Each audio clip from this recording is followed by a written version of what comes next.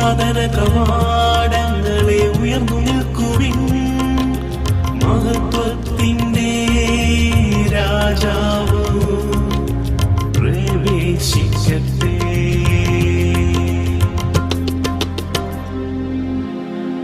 ഭൂമിയും അതിലെ സമസ്ത വസ്തുക്കളും,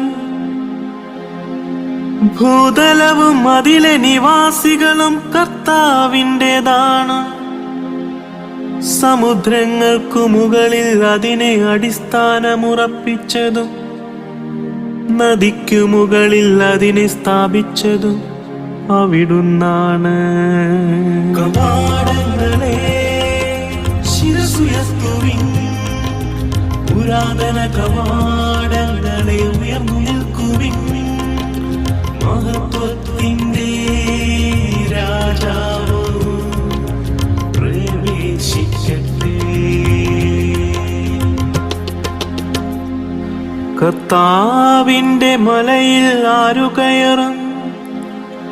അവിടുത്തെ വിശുദ്ധ സ്ഥലത്ത് ആരു നിൽക്കും?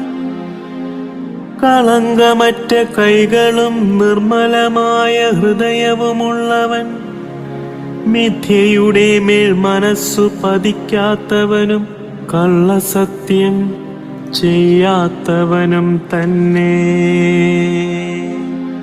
കവാടങ്ങളെ ശിരസുയർത്തുവിൻ, പുരാതന കവാടങ്ങളെ ഉയർന്നു നിൽക്കുവിൻ, മഹത്വത്തിന്റെ രാജാവ് പ്രവേശിക്കട്ടെ.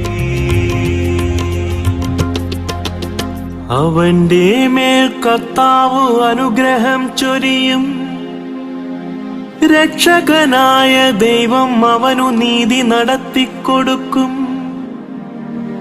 ഇപ്രകാരമുള്ളവരാണു അവിടുത്തെ അന്വേഷിക്കുന്നവരുടെ തലമുറ.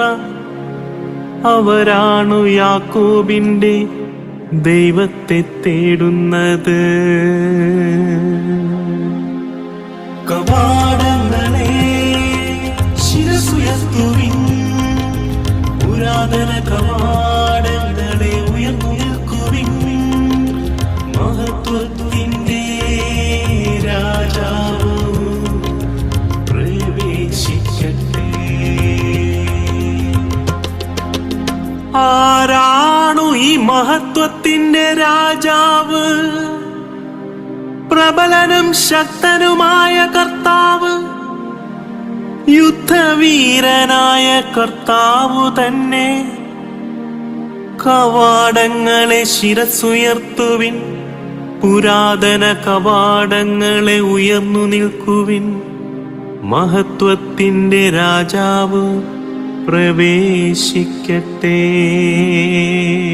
കവാടങ്ങളെ ശിരസുയർത്തുവിൻ, പുരാതന കവാടങ്ങളെ ഉയർന്നു നിൽക്കുവിൻ, മഹത്വത്തിന്റെ രാജാവ് പ്രവേശിക്കട്ടെ.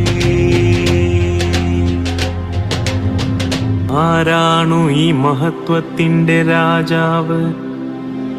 ആരാണു ഈ മഹത്വത്തിന്റെ രാജാവ്? സൈന്യങ്ങളുടെ കർത്താവു തന്നെ. അവിടുന്നാണ് മഹത്വത്തിന്റെ രാജാവ്.